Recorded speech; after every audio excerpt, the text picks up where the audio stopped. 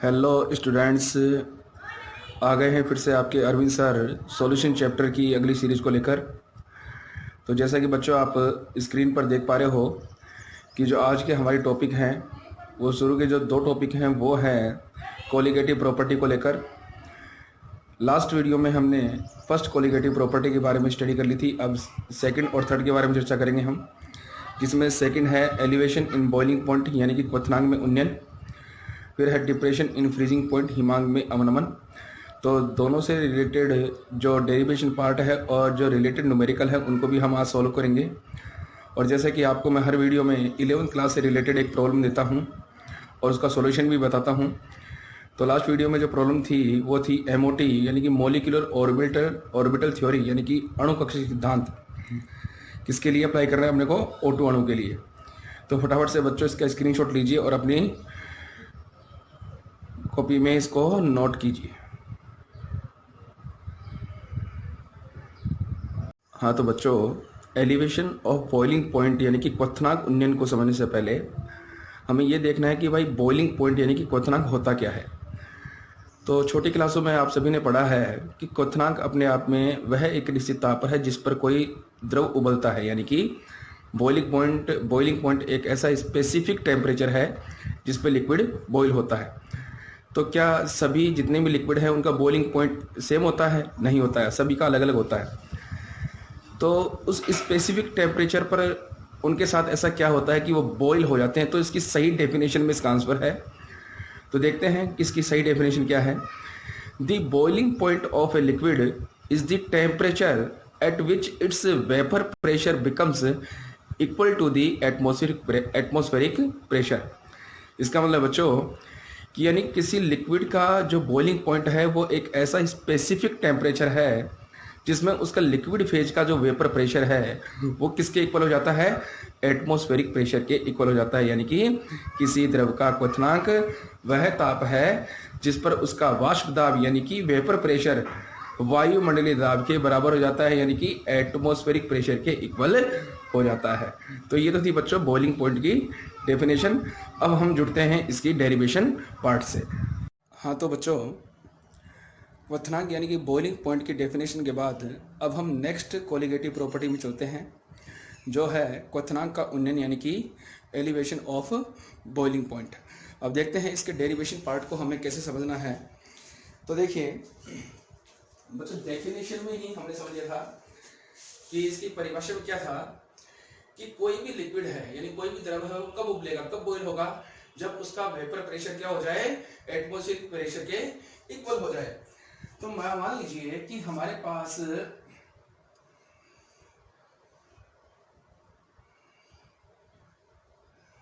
यहाँ पे एक लिक्विड सॉल्वेंट है।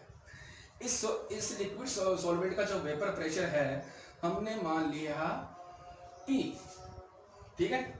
यहाँ पे P क्या है? Vapour pressure of liquid component, ठीक है बेटा। तो अब देखते हैं आगे। अब इसमें हमने क्या डाला हमने नॉन वोलेटाइल नेचर का सॉल्यूट यानी कि अवाष्पशील प्रकृति का विलय। और आपको पहले बताया जा चुका है जब अवाष्पशील प्रकृति का विलय डाला जाएगा तो क्या हो जाएगा? जो अवाष्पशील विलय के कण हैं, जो नॉन वोलेटाइल नेचर के जो पार्टिकल हैं, वो लिक्विड की सरफेस पर क्या बनाएंगे? लेयर बनाएंगे, जिससे क्या हो जाएगा? वेपर प्रेशर डिक्रीज हो जाएगा। और वेपर प्रेशर जब डिक्रीज होगा यानी कि वाष्प दाब जब घटेगा तो उसके सापेक्ष उसके रेस्पेक्ट क्या बढ़ जाएगा बेटा? Boiling point. तो अब देखिए कि हमारे पास अगर केवल ये लिक्विड कंपोनेंट है तो ये बॉयल कब होगा? ये बॉयल कब होगा? जब इसके वेपर प्रेशर की वैल्यू किसके इक्वल हो जाए? एटमॉस्फेरिक प्रेशर के यानी कि वायुमंडलीय दाब के।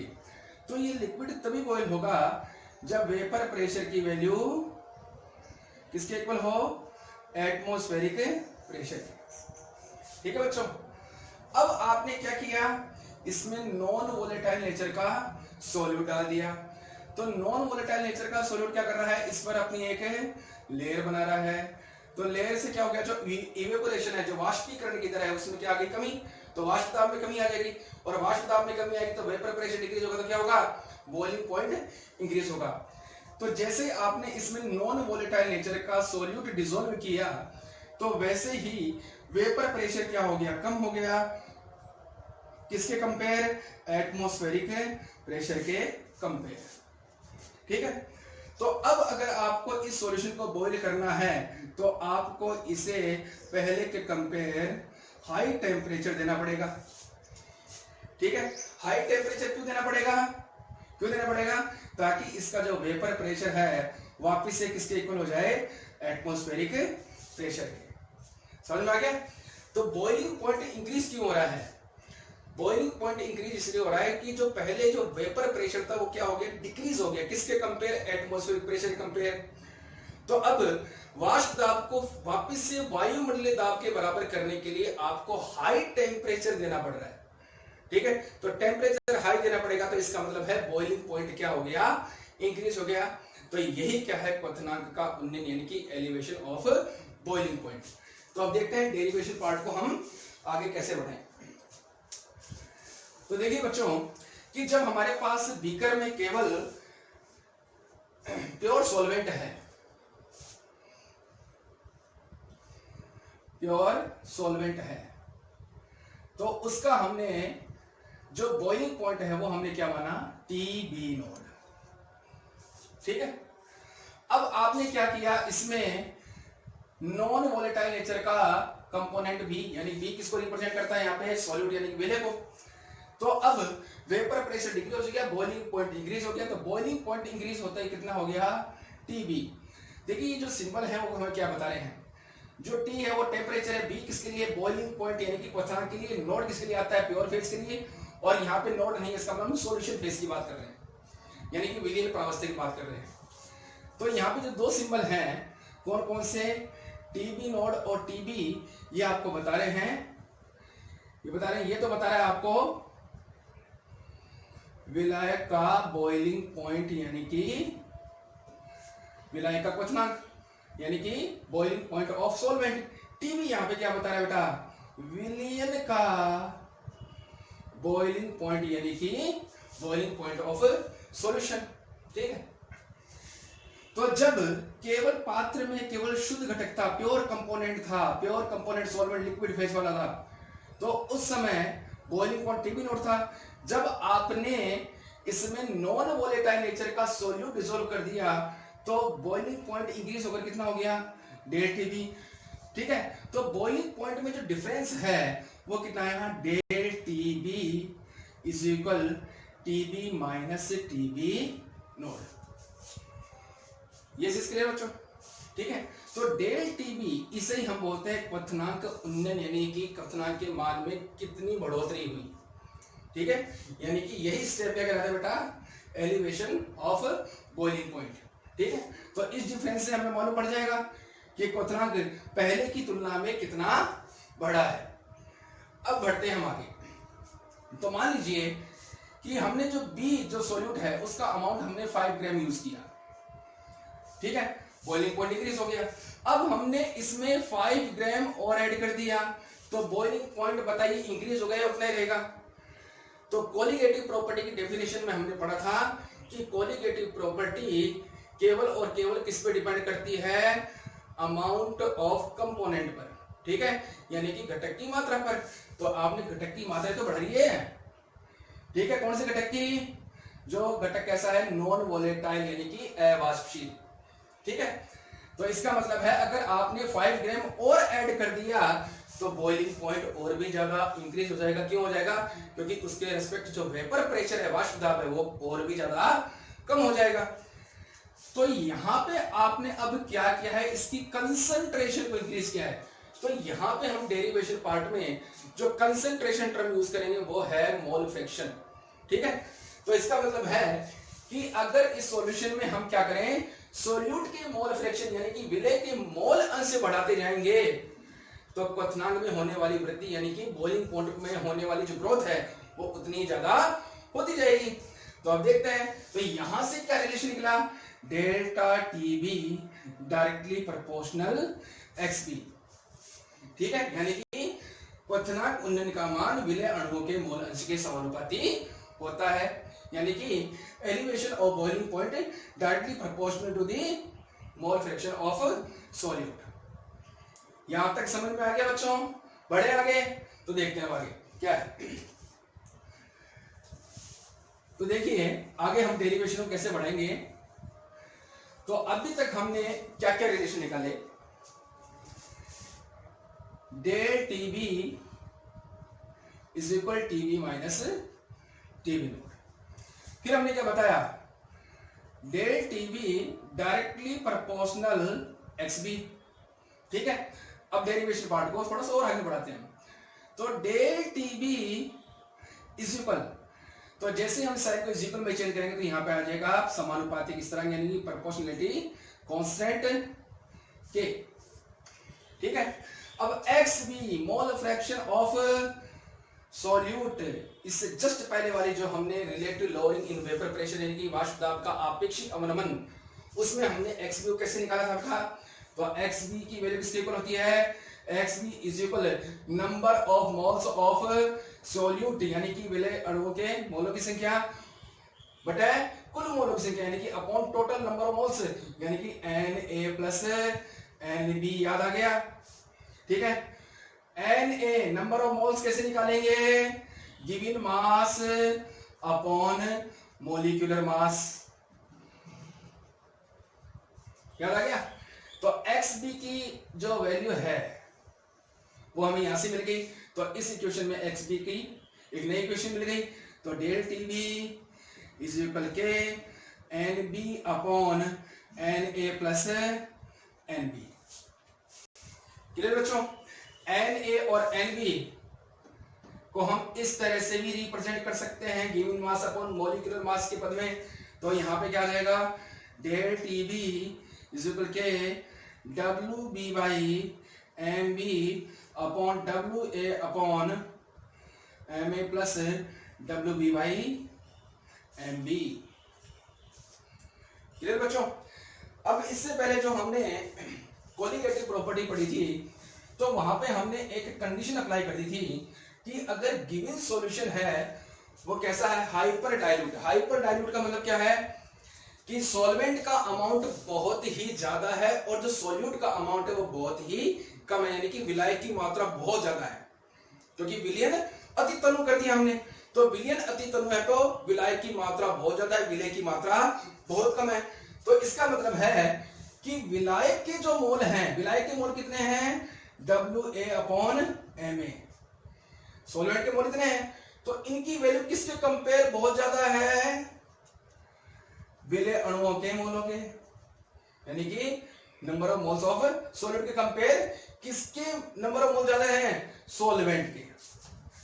ठीक है, तो अगर हमने ये सिचुएशन अप्लाई कर दी तो इसका मतलब है कि W A upon M A plus W B by M B जो इनका सम है वो नियरली किसके इक्वल आ जाएगा, W A upon M A. क्यों आएगा, क्योंकि आपने तो बिल्कुल इसको क्या कर दिया, नेग्लेक्ट ही कर दिया, क्योंकि इसका अमाउंट तो आपने ना के बराबर कर दिया। आपने सॉल्यूशन को डाइल्यूट नहीं हाइपर डाइल्यूट कर दिया। ठीक है, तो अगर हम इनका सम करेंगे तो नियरली किसके इक्वल आ जाएगा, W A upon M A के। तो अब यही कंडीशन यहाँ पे अप्लाई होने वाली है कि अगर गिवन जो सॉल्यूशन है अगर वो हाइपर डाइल्यूट हो तो क्या होगा। तो यहाँ पे देखिए अब क्या हो जाएगा बेटा, del T B is equal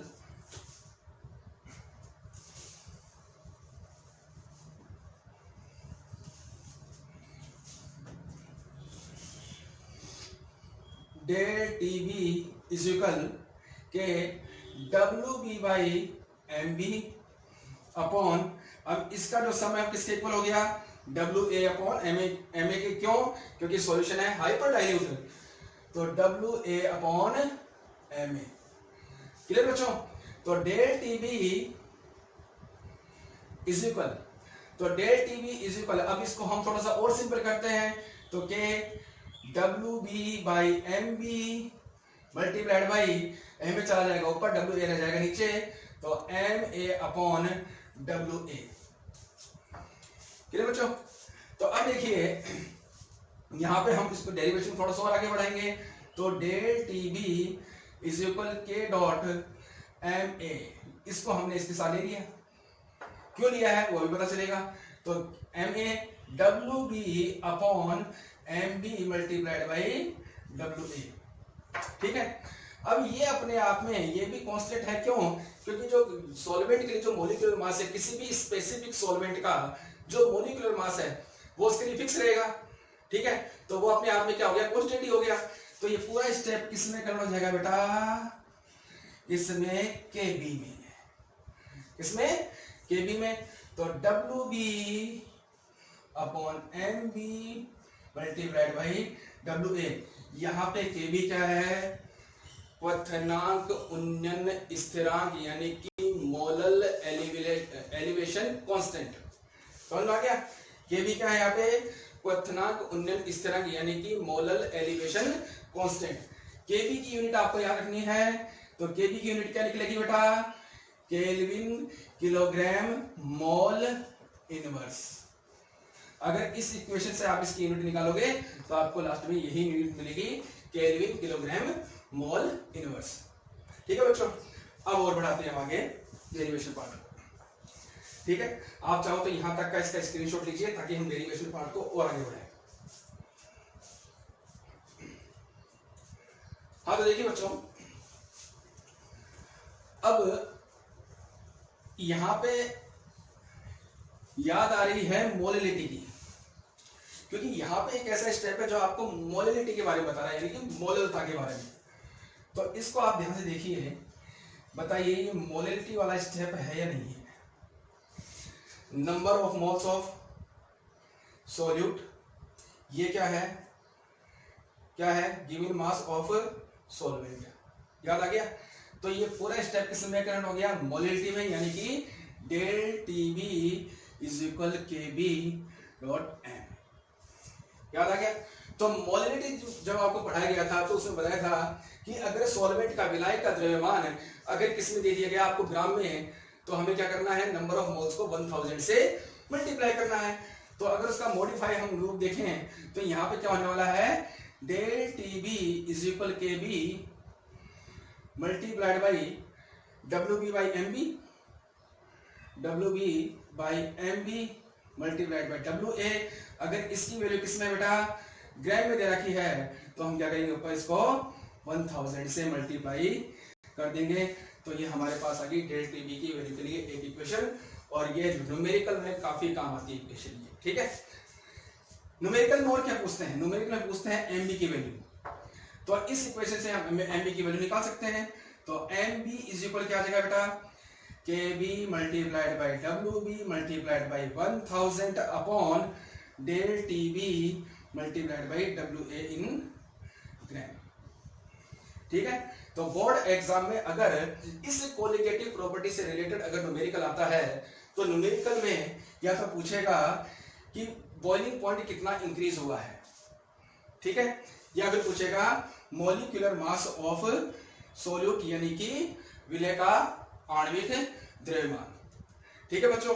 अब हम इस इक्वेशन से रिलेटेड एक न्यूमेरिकल प्रॉब्लम को सॉल्व करते हैं बच्चों। अब हम सॉल्व करते हैं एलिवेशन ऑफ बॉइलिंग पॉइंट यानी कि क्वथनांक उन्नयन से संबंधित एक अंक प्रश्न जो आपको स्क्रीन पर दिखाई दे रहा है। तो देखते हैं ये प्रश्न हमसे क्या कह रहा है। तो क्वेश्चन है बेटा कि the boiling point of benzene is 353.23 kelvin, ठीक है। तो पहले तो ये देखिए ये किसकी गिवन वैल्यू है। तो इस क्वेश्चन में जो बेंजीन है वो है सॉल्वेंट, ठीक है, और इस सॉल्वेंट का जो प्योर फेज में जो बॉइलिंग पॉइंट बता रहा है वो है 353.23 केल्विन यानी कि शुद्ध विलायक का क्वथनांक। तो यहाँ पे ये अपने आप में वैल्यू हो गई इसकी PB नोट की। तो TB नोट की वैल्यू क्या हो गई 353.23 केल्विन। पढ़ते हैं आगे। The boiling point of solution becomes यानी कि इस विलयन का जो क्वथनांक है वो बढ़ जाता है। कितना बढ़ जाता है 354.11 केल्विन, ठीक है जी, कितना हो जाता है, ठीक है। कब, जब हम क्या डिसॉल्व करते हैं 1.80 gram of non volatile solute. तो अब देखिए यहाँ पे आपको किस किस की वैल्यू मिल चुकी है कि जब आपने इस बेंजीन में, ठीक है, इस बेंजीन में, और बेंजीन का अमाउंट भी इसने आगे दिया है, non volatile solute in 90 gram benzene. तो इसका मतलब ये आ गया हमारे पास विलायक का द्रव्यमान यानी कि मास ऑफ सॉल्वेंट, यानी कि ये वैल्यू आ गई हमारे पास किसकी, WA की 90 ग्राम। अब ये क्या बोल रहा है कि इस 90 ग्राम बेंजीन में आपने कितने ग्राम अवाष्पशील विलय यानी कि नॉन वोलेटाइल नेचर का सॉल्यूट डाला, 1.80 ग्राम। तो यानी कि ये जो वैल्यू है वो किसकी है, WB की, कितनी, 1.80 ग्राम। फिर क्या बोल रहा है, जब आपने 90 ग्राम बेंजीन में 1.80 ग्राम आपने ये जो विलय अणु यानी कि नॉन वोलेटाइल नेचर का सॉल्यूट डिसॉल्व किया, तो अब सॉल्यूशन का जो बॉइलिंग पॉइंट है वो कितना हो गया, 354.11 केल्विन। इसका मतलब ये जो वैल्यू है वो है TB की, 354.11। ठीक है बच्चों, अब देखते हैं आगे। ये पूछ रहा है कि आपसे calculate the molecular mass of solute, यानी कि ये आपसे Mg की वैल्यू पूछ रहा है। और लास्ट में इसने बेंजीन के लिए जो क्वथनांक इंधन स्थिरांक यानी कि मोलर एलिवेशन कांस्टेंट की वैल्यू है वो कितनी दे दी इसने, Kb is equal 253 kelvin kilogram mole inverse. आपको निकालना है Mb। तो अब देखिए क्या ये इंफॉर्मेशन सफिशिएंट है, बिल्कुल सफिशिएंट है। यहां से Mb की वैल्यू आप आसानी से निकालोगे। तो देखिए अभी हमने इससे पहले जो डेरिवेशन पार्ट देखा था तो वहां पे हमने निकाला था del TB is equal KBM। याद आ गया बेटा, याद आ गया, ठीक है। अब मोलरिटी को हमने कैसे चेंज किया था, देखिए del TB is equal KB multiplied by WB upon Mg multiplied by WA। अगर ये ग्राम में है तो क्या करेंगे, इसको 1000 से मल्टीप्लाई कर देंगे। याद आ गया, ठीक है। अभी पूछ रहा है आपसे मॉलिक्यूलर मास ऑफ सॉल्यूट, तो Mb के लिए इक्वेशन क्या बनाएगी, Mb is equal KB multiplied by WB multiplied by 1000 upon del TB multiplied by WA in gram. KB की वैल्यू गिवन है, बिल्कुल गिवन है। W की वैल्यू गिवन है, WA की वैल्यू गिवन है। डेल TB की वैल्यू डायरेक्टली गिवन नहीं है, आपको निकालनी पड़ेगी। तो आपको बताया था कि जो डेल TB है उसकी वैल्यू किसके इक्वल आती है बेटा, TB माइनस TB नोड के। तो बताइए क्या इनकी इंफॉर्मेशन हमारे पास है, क्या TB की वैल्यू दे रखी है, ये रही TB की वैल्यू, क्या TB नोड की वैल्यू है, मिल गई। तो इनके डिफरेंस से हम किसकी वैल्यू निकाल लेंगे, डेल TB की, ठीक है। अब न्यूमेरिकल को हम आगे बढ़ाते हैं। तो देखिए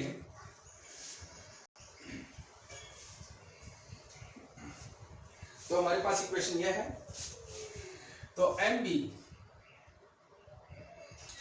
इज इक्वल KB की वैल्यू कितनी है बेटा, 2.53 kelvin kilogram mole inverse. WB क्या है यहाँ पे, गिवन मास ऑफ सॉल्यूट। तो सॉल्यूट का गिवन मास कितना है, 1.80 ग्राम मल्टीप्लाइड बाय 1000 क्यों करना पड़ेगा, क्योंकि जो सॉल्वेंट का है विलायक का द्रव्यमान है किसने दे रखा है, ग्राम में। डेल TB कैसे निकालोगे आप, तो TB की वैल्यू देखिए, TB की वैल्यू कितनी है, 354.11 माइनस TB नोड की वैल्यू कितनी है, 353.23। ठीक है, इनका डिफरेंस निकालोगे तो किसकी वैल्यू आ जाएगी, डेल TB के डिफरेंस निकालिए इसका फटाफट निकालिए। तो हमने इसका डिफरेंस निकाला होगा तो आपको क्या आएगा, इस बेटा 0.88 केल्विन। ठीक है बच्चों, तो डेल TB की वैल्यू कितनी आ गई बेटा, 0.88 केल्विन मल्टीप्लाइड बाय WA। तो गिवन मास ऑफ सॉल्वेंट कितना है 90 ग्राम। तो ये आ गई हमारी फाइनल इक्वेशन। समझ में आ गया बच्चों। अब इसकी आगे अगर हम कैलकुलेशन करेंगे तो बिल्कुल आप वीडियो को यहीं पे पॉज कीजिए और खुद आप इसकी कैलकुलेशन कीजिए कि आंसर क्या है। ठीक है, तो अगर आपने इसकी कैलकुलेशन कर ली होगी तो एमपी की वैल्यू आपको फाइनली मिलेगी 58 ग्राम पर मोल। ये हो गया इसका आंसर, यानी कि जो हमने नॉन वोलेटाइल नेचर का जो सॉल्यूट इसमें डाला है उसका जो मोलिकुलर मास है वो कितना है 58 ग्राम मोल इनवर्स, यानी कि पर मोल। ठीक है, तो बच्चों ये हो गया एलिवेशन ऑफ बॉइलिंग पॉइंट यानी क्वथनांक उन्नयन, और इससे रिलेटेड एक आंकिक प्रश्न। अब हम चलते हैं तीसरे अणुसंख्यक गुणधर्म में, यानी कि हिमांक अवनमन। याद आ गया? ठीक है, हिमांक का अवनमन यानी कि डिप्रेशन ऑफ फ्रीजिंग पॉइंट में। हाँ तो बच्चों, डिप्रेशन ऑफ फ्रीजिंग पॉइंट यानी कि हिमांक अवनमन से पहले हम समझते हैं कि फ्रीजिंग पॉइंट यानी कि हिमांक होता क्या है। तो देखिए, हिमांक की एक यानी कि फ्रीजिंग पॉइंट की एक जो नॉर्मल जो डेफिनेशन है वो क्या है कि वह निश्चित ताप पर जिस पर कोई द्रव जम जाता है यानी कि वो अपनी ठोस प्रावस्था में चेंज हो जाता है, यानी कि फ्रीजिंग पॉइंट एक ऐसा स्पेसिफिक टेम्परेचर है जिस पर कोई लिक्विड है वो सॉलिड फेज में कन्वर्ट हो जाता है। तो ये डेफिनेशन तो केवल छोटी क्लासों तक है, लेकिन एक्चुअल में सही डेफिनेशन क्या है कि कोई क्या कारण है कि कोई भी लिक्विड स्पेसिफिक टेम्परेचर पर वो सॉलिड फेज में कन्वर्ट क्यों हो जाता है। तो वहाँ पे ऐसा क्या होता है, देखिए इसकी डेफिनेशन क्या है। The temperature at which the vapour pressure of both solid and liquid state becomes equal is called freezing point of liquid. यानी कि ये बेटा ये एक ऐसा स्पेसिफिक टेम्परेचर है जिस पर किसी सब्सटेंस का जो लिक्विड फेज का जो वेपर प्रेशर है वो सॉलिड फेज के वेपर प्रेशर के क्या हो जाता है, इक्वल हो जाता है, यानी कि द्रव प्रावस्था का वाष्प दाब ठोस प्रावस्था के वाष्प दाब के बराबर हो जाता है। तो उसे हम क्या बोलते हैं, हिमांक बिंदु या फिर फ्रीजिंग पॉइंट। अब हम चलते हैं इस कोलिगेटिव प्रॉपर्टी से रिलेटेड न्यूमेरिकल क्या नाम है, डेरिवेशन पार्ट में। हाँ तो बच्चों, फ्रीजिंग पॉइंट यानी कि हिमांक की परिभाषा के बाद अब हम चलते हैं नेक्स्ट कोलिगेटिव प्रॉपर्टी यानी कि हिमांक का अवनमन डिप्रेशन ऑफ फ्रीजिंग पॉइंट पर। तो देखते हैं इसके डेरिवेशन पार्ट को हम कैसे समझेंगे। तो देखो बच्चों, हिमांक और क्वथनांक एक दूसरे के व्युत्क्रमानुपाती होते हैं, यानी कि बॉइलिंग पॉइंट और फ्रीजिंग पॉइंट एक दूसरे के इनवर्सली प्रोपोर्शनल होते हैं। जब क्वथनांक बढ़ता है, बॉइलिंग पॉइंट जब इंक्रीज होता है तो उसके रेस्पेक्ट फ्रीजिंग पॉइंट क्या होगा, डिक्रीज होगा। इसलिए हमने क्या लिखा है, डिप्रेशन यानी कि अवनमन। तो अब देखते हैं इसका डेरिवेशन पार्ट हम कैसे समझेंगे। तो मान लीजिए कि हमारे पास बीकर में केवल लिक्विड सॉल्वेंट है यानी कि द्रव विलायक है, और इसका हिमांक हमने माना Tf नोड, टी टेम्परेचर को रिप्रेजेंट कर रहा है, F फ्रीजिंग पॉइंट को, नोट इसको प्योर फेज को। ठीक है, जब इसमें हमने कोई नॉन वोलेटाइल नेचर का सॉल्यूट कंपोनेंट भी यानी कि अवाष्पशील प्रकृति का विलय हमने इसमें विलय किया, तो वाष्प दाब घटने के कारण, वेपर प्रेशर डिक्रीज होने के कारण उसके रेस्पेक्ट बॉइलिंग पॉइंट इंक्रीज हो गया, और बॉइलिंग पॉइंट जब इंक्रीज होगा तो फ्रीजिंग पॉइंट क्या हो जाएगा, डिक्रीज। तो अब फ्रीजिंग पॉइंट डिक्रीज होकर कितना हो गया, Tf। ठीक है बेटा। तो यहाँ पे दो सिंबल हमने काम में लिए, जिसमें जो Tf नोड है वो है विलायक का फ्रीजिंग पॉइंट यानी कि हिमांक, यानी कि freezing point of solvent. Tf यहाँ पे है विलयन का फ्रीजिंग पॉइंट यानी कि फ्रीजिंग पॉइंट ऑफ सॉल्यूशन। ठीक है, तो हिमांक है, क्वथनांक है, वाष्प दाब है, और नेक्स्ट जो कोलिगेटिव प्रॉपर्टी हम पढ़ेंगे नेक्स्ट वीडियो में, परासरण दाब यानी कि ऑस्मोटिक प्रेशर, ये सभी कोलिगेटिव प्रॉपर्टी हैं जो केवल नंबर ऑफ पार्टिकल पर डिपेंड करती हैं, उसके नेचर पर डिपेंड नहीं करती हैं। तो फ्रीजिंग पॉइंट भी एक कोलिगेटिव प्रॉपर्टी है। तो इसका मतलब है कि जैसे जैसे हम इसमें सॉल्यूट का अमाउंट इंक्रीज करते जाएंगे, यानी कि विलय की मात्रा बढ़ते जाएंगे, तो उसके सापेक्ष यानी कि उसके रिस्पेक्ट फ्रीजिंग पॉइंट उतना ही डिक्रीज होता जाएगा। तो यहाँ पे कहने का मतलब है कि अगर इस सॉल्यूशन में सोल्यूट यानी कि विलय अणुओं की मात्रा यानी कि उसकी सांद्रता यानी कि उसके मोल अंश बढ़ा दी जाते हैं, तो उसके सापेक्ष हिमांक में होने वाली कमी भी उतनी ही बढ़ती जाएगी। तो हिमांक में जो कमी है वो कितनी आई? वो कितनी आई बेटा? Delta T F. क्लियर बच्चों? ठीक है। तो delta T F is equal क्या आएगा? अब देखो हिमांक इन दोनों में ज्यादा किसका है? विलयन का हिमांक ज्यादा है या विलायक का? ठीक है। पहले विलायक था तो कितना था? T F node. फिर उसमें आपने विलय डाला, सोल्यूट डाला, तो फ्रीजिंग पॉइंट डिक्रीज हो गया। इसका मतलब इसकी वैल्यू कम है, तो यहाँ पे रिलेशन क्या बनेगा? Delta T F is equal T F naught minus T F. ठीक है बच्चों। अब इसके बाद में हमने क्या देखा कि डेल्टा टी एफ यानी कि डिप्रेशन ऑफ फ्रीजिंग पॉइंट। देखो ये जो डेल्टा टी एफ है, ये इसे हम क्या बोलते हैं बेटा? हिमांक का अवनमन यानी कि डिप्रेशन ऑफ फ्रीजिंग पॉइंट। जो इसकी वैल्यू है वो किसके डायरेक्टली प्रोपोर्शनल है? मोल फ्रैक्शन ऑफ सॉल्यूट की। ठीक है। तो हमारे पास अभी तक ये दो रिलेशन आ चुके हैं। तो अब बढ़ाते हैं हमारी डेरिवेशन पार्ट को आगे।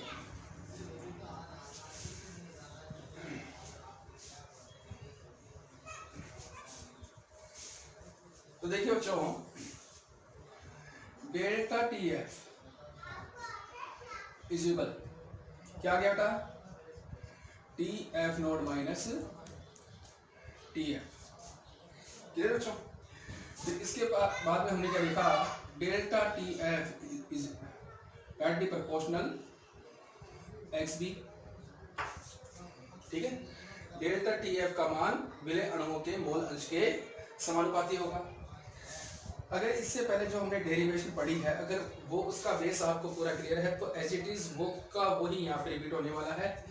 तो हम यहाँ पे ज़्यादा समय लगाएंगे क्योंकि इससे पहले हम ऐसा कर चुके हैं। तो del T F is equal क्या आ जाएगा? के एक्स बी।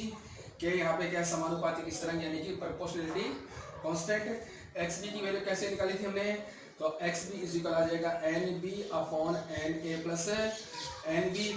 तो एक्स बी की वैल्यू को यहाँ पे रख लीजिए। तो del T F is equal K n B upon n A plus N B. याद आ गया? फिर हमने एन बी और एन ए के लिए बताया था। तो एन ए क्या होता है बेटा? W A upon M A. और एन बी क्या होता है? W B by M B. Number of moles ऐसे निकालेंगे अपने। तो यहाँ से एन ए और एन बी की वैल्यू को रख दीजिए। तो del T F is equal K W B by M B upon W A upon M A plus W B by M B.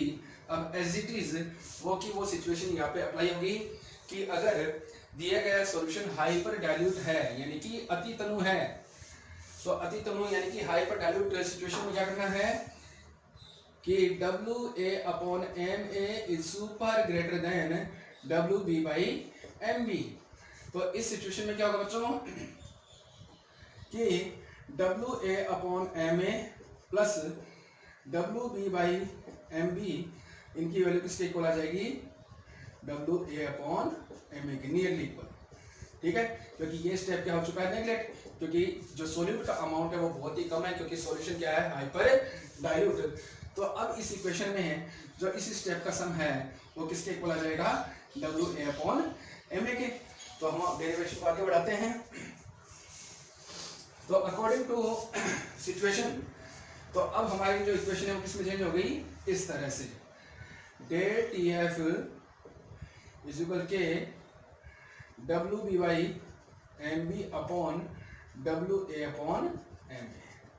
Clear? और इसको आगे सिंपल करते हैं। तो del T F is equal K W B by M B multiplied by M A upon W A. कोई change नहीं है, जो पहले डेरिवेशन जो जस्ट इससे पहले की है होगा वही रिपीट हो रहा है यहाँ पे, ठीक है। अब del T F is equal K dot M में पहले की तरह है, क्या आ जाएगा, W B upon M B multiplied by W A. यहाँ पे एक नया क्वेश्चन बन जाएगा, del T F is equal K F, ठीक है। के एफ यहाँ पे क्या है, हिमांक अवनमन स्थिरांक। क्या बच्चों, हिमांक अवनमन स्थिरांक, यानी कि molal depression constant for freezing point, ठीक है। तो अब देखिए यहाँ पे के एफ बन चुका है, तो यहाँ पे आ गया W B upon M B multiplied by W A. K F की यूनिट के बी की तरह होगी, तो के एफ की यूनिट क्या होगी बेटा, kelvin kilogram mole inverse. Same unit है, कोई कंफ्यूजन नहीं है, सेम वही रिपीट हो रहा है, ठीक है। तो आप देखते हैं, तो यहाँ पे ये जो पूरा स्टेप है ये हमें किसकी याद दिला रहा है, मोलैलिटी यानी कि मोललता की। तो यहाँ पे एक नया रिलेशन आ गया, del T F is equal K F dot M, ठीक है, बन गया relation, del T F is equal K F M, ठीक है। तो यहाँ तक आप इसको नोट कीजिए, फिर आगे डेरिवेशन को थोड़ा सा हम आगे और बढ़ाते हैं।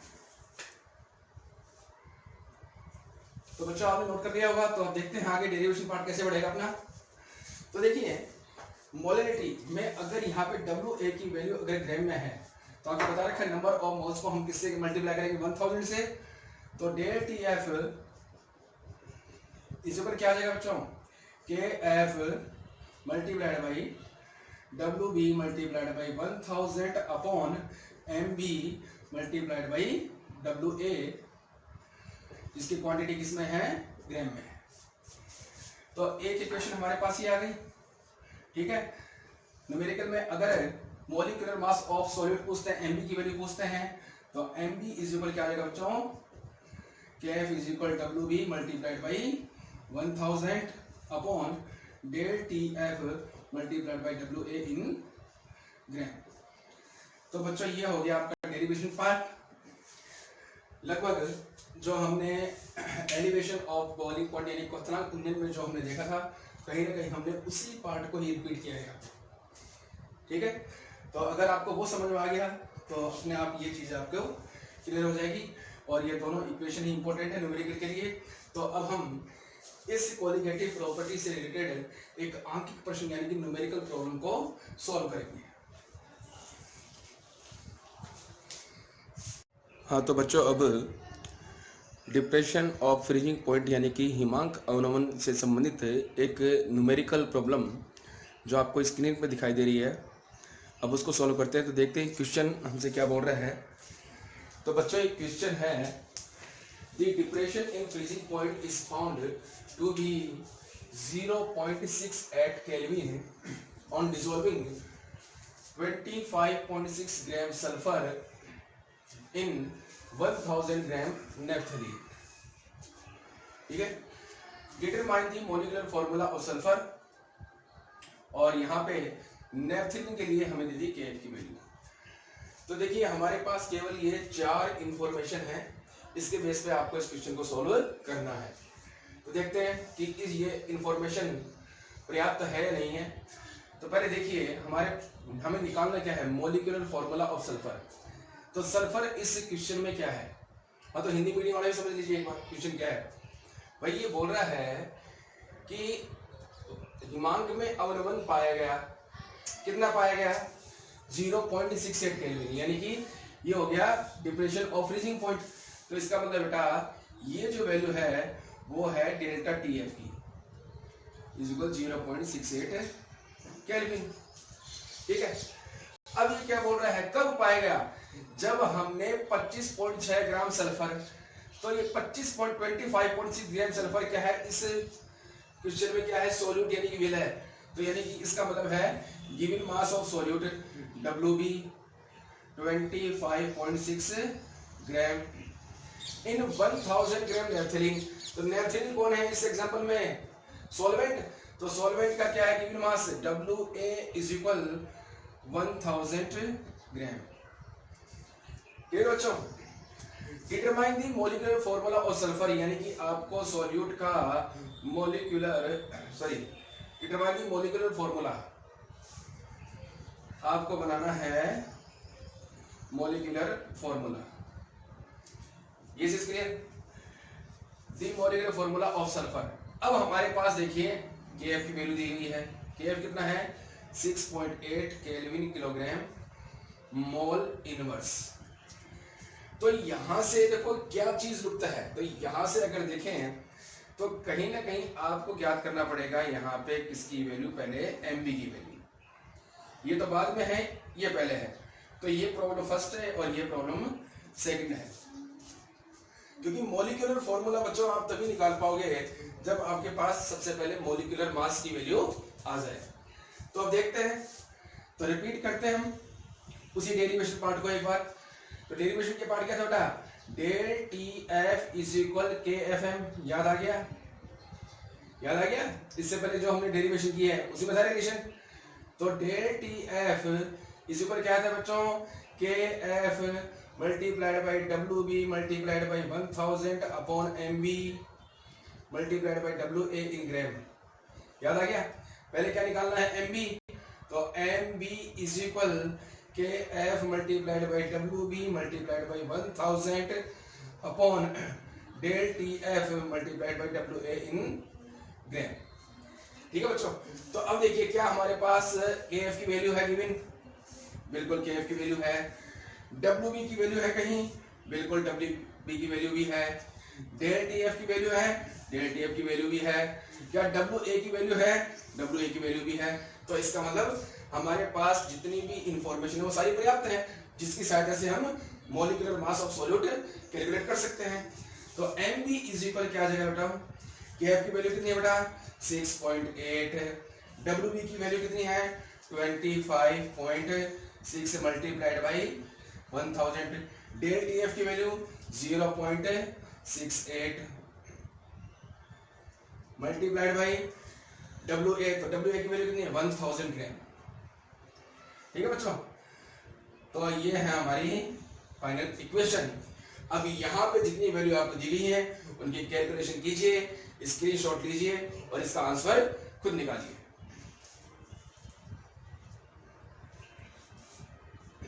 ठीक है? तो आशा है कि आपने इसका आंसर निकाल लिया होगा। कैलकुलेशन आप अच्छी करके हुई तो देखिए, तो MB की वैल्यू क्या निकाली हुई आपने? 256 ग्राम पर मोल। ठीक है? अब देखिए यहाँ पे सोचने वाली बात क्या है, इसने मॉलिक्यूलर फॉर्मूला ऑफ सल्फर, तो सल्फर तो एक एलिमेंट है तो उसका मॉलिक्यूलर फॉर्मूला पूछा है। तो देखिए यहाँ पे सल्फर का मॉलिक्यूलर फॉर्मूला क्यों पूछा गया? तो आपको जब पी ब्लॉक पढ़ाया जाएगा तो पी ब्लॉक का जो ग्रुप 16 का जो सेकंड मेंबर है ऑक्सीजन के जस्ट नीचे, वो सल्फर है। तो वहां पे आपको बताया जाएगा कि सल्फर H2 फॉर्म में भी होता है, H6 फॉर्म में भी होता है और A7 फॉर्म में भी होता है। ठीक है बच्चों? तो कहीं ना कहीं इसके पूछने का मतलब यह है कि यहाँ पे जो हमने सल्फर यूज किया है वो H2 फॉर्म में है, H6 फॉर्म में है या एसिड फॉर्म में है। तो देखिए आगे हम क्या सॉल्व करेंगे, यहां तक समझ में आ गया बच्चों? तो अब देखते हैं आगे कि हमें इसको कैसे सॉल्व करना है। तो एक सिंपल सा है रिलेशन जो 9th क्लास में हमने पढ़ा था। क्या होता है बेटा कि अणु भार क्या होता है, यानी मॉलिक्यूलर मास क्या होता है? परमाणु की संख्या गुणा परमाणु भार। ये चीज करें बच्चों? ठीक है? यानी कि मॉलिक्यूलर मास इज इक्वल क्या हो गया? Number of atom multiplied by atomic mass. तो देखिए अणु भार कितना आया, मॉलिक्यूलर मास कितना है? 256। हमारे पास नंबर ऑफ एटम नहीं है, इसकी कैलकुलेशन करनी है कि वो 2 है, 6 है या 8 है। तो इसको हमने मान लिया x। ठीक है? सल्फर का एटॉमिक मास कितना होता है बच्चों? सल्फर का कितना होता है 32। तो x इज इक्वल क्या आ जाएगा बेटा 256/32। तो x की वैल्यू क्या आ जाएगी 8। तो x की वैल्यू 8 है, तो इसका मतलब यहाँ पे इस क्वेश्चन में जो सल्फर यूज किया गया है उसका मॉलिक्यूलर फॉर्मूला क्या होगा S8। ये हो गया अपना फाइनल आंसर। ठीक है बच्चों, ठीक है। अब हम चलते हैं अगले टॉपिक पर। हाँ तो बच्चों, इससे पहले वाले वीडियो में आपसे 11th क्लास से रिलेटेड एक प्रॉब्लम पूछी गई थी कि हमें O2 मॉलिक्यूल पर अणुकक्षीय सिद्धांत यानी कि मॉलिक्यूलर ऑर्बिटल थ्योरी कैसे अप्लाई करनी है। तो देखिए 11th क्लास में हमने अणुकक्षीय सिद्धांत में हमने पढ़ा है कि जब दो एटॉमिक ऑर्बिटल कंबाइन होते हैं तो दो मॉलिक्यूलर ऑर्बिटल जनरेट होते हैं, यानी कि जब दो परमाणु कक्षक आपस में संयोग करते हैं तो दो अणु कक्षक बनते हैं, जिसमें से एक का एनर्जी लेवल कम होता है, दूसरे का एनर्जी लेवल ज़्यादा होता है। जिसका एनर्जी लेवल कम होता है उसे हम बोलते हैं आबंदी अणुकक्षकी यानी कि बॉन्डिंग मॉलिक्यूलर ऑर्बिटल, और जिसका एनर्जी लेवल हाई होगा उसे हम बोलेंगे एंटी बॉन्डिंग मॉलिक्यूलर ऑर्बिटल। ठीक है, यानी कि प्रति आबंदी अणुकक्षक। तो देखिए बच्चों, सामने आपको एक इलेक्ट्रॉनिक विन्यास का एक क्रम दिखाई देगा जो हमने मॉलिक्यूलर ऑर्बिटल थ्योरी पढ़ा था। तो ये भी ध्यान रहे कि डाई हाइड्रोजन से लेकर डाई नाइट्रोजन तक जो सीरीज चली थी एनर्जी लेवल में इंक्रीजिंग ऑर्डर की, वो थोड़ी अलग थी। और नाइट्रोजन के बाद जैसे di oxygen, di fluorine, di neon, इनकी हमने बात की थी, तो वहाँ पे थोड़ा सा सीक्वेंस चेंज हो गया था। तो देखिए सामने आपको स्क्रीन पर जो एक सीरीज दिखाई दे रही है, जैसे sigma 1s, sigma star 1s, तो ये क्या है इनके एनर्जी लेवल का इंक्रीजिंग ऑर्डर में लिखा गया है ये। ठीक है, तो सबसे पहले इलेक्ट्रॉन किस में फिल करना है, जिसका एनर्जी लेवल कम होता है। तो अब देखते हैं कि यहाँ पे इस O2 मॉलिक्यूल में हम MOT को कैसे अप्लाई करें और यहाँ से हम क्या क्या रिजल्ट निकाल सकते हैं। तो देखिए O2 मॉलिक्यूल में टोटल नंबर ऑफ इलेक्ट्रॉन, तो एक ऑक्सीजन के पास 8 इलेक्ट्रॉन होंगे, तो दो ऑक्सीजन के पास कितने होंगे टोटल 16, यानी कि आपको 16 इलेक्ट्रॉन फिल करने हैं। एक ऑर्बिटल में हम मैक्सिमम 2 इलेक्ट्रॉन ही फिल कर सकते हैं। तो यहाँ पे आ गए 2 इलेक्ट्रॉन, यहाँ पे भी आ गए 2 इलेक्ट्रॉन, यहाँ पे भी आ गए 2 इलेक्ट्रॉन, यहाँ पे भी आ गए 2 इलेक्ट्रॉन, यहाँ पे भी आ गए 2 इलेक्ट्रॉन। ठीक है, अब यहाँ पे इन दोनों का एनर्जी लेवल इक्वल है, दोनों में कुल मिलाकर कितने इलेक्ट्रॉन बढ़ सकते हैं 4, लेकिन यहाँ पे इनका डिस्ट्रीब्यूशन पहले इक्वल होगा। 1 यहाँ पे आया, 1 यहाँ पे आया, अभी भी एक इलेक्ट्रॉन की जगह खाली है, तो यहाँ पे भी आ गया और यहाँ पे भी आ गया। अब देखिए टोटल इलेक्ट्रॉन कितने हो चुके बच्चों, 2 तो 4 5 6 7 8 9 10 11 12 13 14, भरने कितने हैं 16, तो एक यहाँ पे आ गया और एक यहाँ पे आ गया। ठीक है बच्चों, क्लियर। तो देखो अब यहाँ से हमारे पास क्या क्या इंफॉर्मेशन आ रही है कि पहली चीज तो है कि O2 मॉलिक्यूल में अनपेयर्ड इलेक्ट्रॉन है, यानी कि अयुग्मित इलेक्ट्रॉन है। ठीक है, तो अनपेयर्ड इलेक्ट्रॉन होंगे तो इसका मतलब क्या है, ये कैसा होगा पैरामैग्नेटिक यानी कि अनुचुंबकीय। दूसरी चीज देखते हैं कि यहाँ पे हम बॉन्ड ऑर्डर कैसे निकालें। तो बॉन्ड ऑर्डर के लिए फॉर्मूला है bond order is equal Nb minus Na/2। ठीक है बच्चों, तो Nb minus Na, what is Nb, तो Nb क्या है number of electron which present in bonding molecular orbital. तो जितने भी विदाउट स्टार वाले हैं उनमें जो इलेक्ट्रॉन हमने फिल किए हैं उन्हें हम क्या बोलेंगे Nb की वैल्यू। और Na कौन है, स्टार वाले हैं। तो देखिए जो विदाउट स्टार वाले हैं यानी कि बॉन्डिंग मॉलिक्यूलर ऑर्बिटल हैं, उनमें टोटल नंबर ऑफ इलेक्ट्रॉन कितने हैं, तो कितने हैं बेटा 2 यहाँ पे है, 4 5 6 7 8 9 10। ठीक है,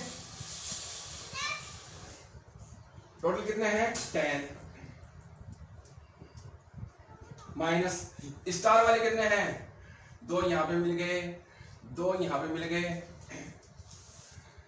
यहाँ पे मिल गया और यहाँ पे मिल गया, तो कितने मिल गए 2 तो 4 5 6 2।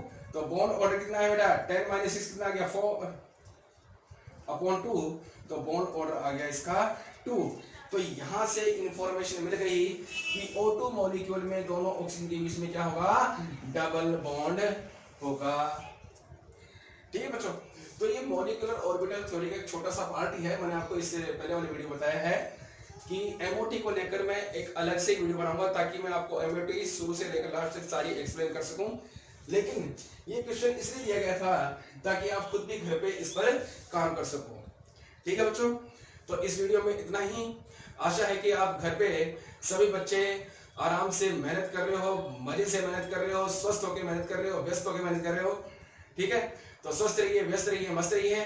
आपके अरविंद सर और हमारी इंडियन स्कूल की टीम दिन रात मेहनत कर रही है कि हमारे बच्चों को बढ़िया से बढ़िया कंटेंट कैसे उपलब्ध करवाया जाए, घर पे जो आप पढ़ाई कर रहे हो उसको आसान कैसे किया जाए। ठीक है बच्चों, धन्यवाद।